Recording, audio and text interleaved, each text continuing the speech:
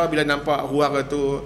Lepas tiup whistle, no cooling down, masuk terus dalam dressing room boleh isi 20-30 orang. Tapi semua pegawai masuk dalam tu. Just imagine macam mana dalam masa daripada pukul 11, 12, 1, 2, 3 jam. Makan tak ada, makan tak makan lagi, minum air pun tak ada. Cuba bayangkan. Gelap lagi, aircon pula tak boleh pasang, aircon semua. Lepas tu kita dengar pula hudak masuk stadium nak rempuh pagar. Wah, ini memberi pengajaran dan pengalaman yang paling berharga untuk semua kita, pemain kita. Kerana ini pengalaman ini bukan beli-beli, tapi itulah yang telah berlaku.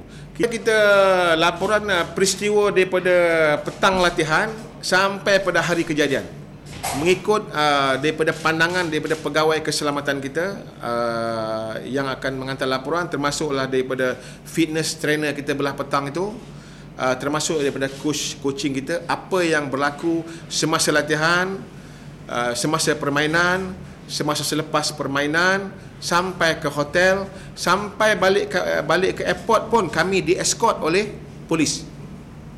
Jadi kita tak mau menyalahi sesiapa, kita hantar laporan apa yang berlaku saja. Terpulanglah kepada pihak FAM untuk menentukan apa-apa yang patut diperbetulkan.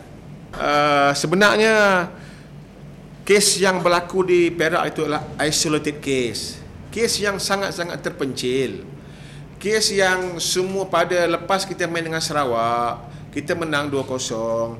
Polis semua pun dah balik. Kami pun dah balik semua. Stadium pun dah kosong, dah tutup lampu semua. Mana pula kita tahu adalah pergaduhan kecil. Betul ke bergaduh pun tak gaduh pun kita tak tahu. Kalau tengok dalam video tu pun tak nampak jelas. Apakah betul ke bergaduh, berkelahi, siapa dia kita tahu.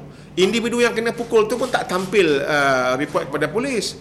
Patut yang kena kalau ada mana-mana peminat Sarawak yang mengatakan dia dipukul, ditumbuk, sila lapor kepada polis. Tapi sekarang ni dia tak melapor kepada polis, hanya havoc dalam FB. Itu berita tu tak masih lagi samar-samar, palsu, menuduh orang Perak tumbuk. Betul ke orang Perak?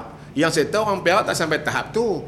Orang Perak ni kalau ada orang kacau dia barangkali, tetapi tidak ada satu bukti yang nyata menunjukkan penonton kita menumbuk penyokong Sarawak. Di mana? Report tak ada. Video pun sama-sama. Ini boleh provokasi je. Provokasi itu takkanlah kerana kes yang isolated macam tu, terpencil itu, satu stadium nak bergaduh. Jadi alhamdulillah, saya terima kasih kepada semua. Terima kasih pertama pada polis lah. Yang kedua semua kepada pegawai saya, pegawai pasukan, dan yang paling manisnya pemain kita sangat disiplin, ikut peraturan, ikut polis kata apa kita follow. Saya ulang sekali lagi, saya menafikan sekeras-kerasnya penonton Perak, penyokong Perak terlibat dalam insiden di stadium di Sarawak. Tidak ada seorang pun. Kalau itu berlaku dalam stadium itu, biar pihak berkuasa siasat, FM siasat, polis siasat, polis tahu segala-galanya. Mereka ada anggota, saya ingat malam tu ada 1000 anggota dalam tu. Mereka tahulah apa sebenarnya yang berlaku. Hatta kereta polis pun terbakar.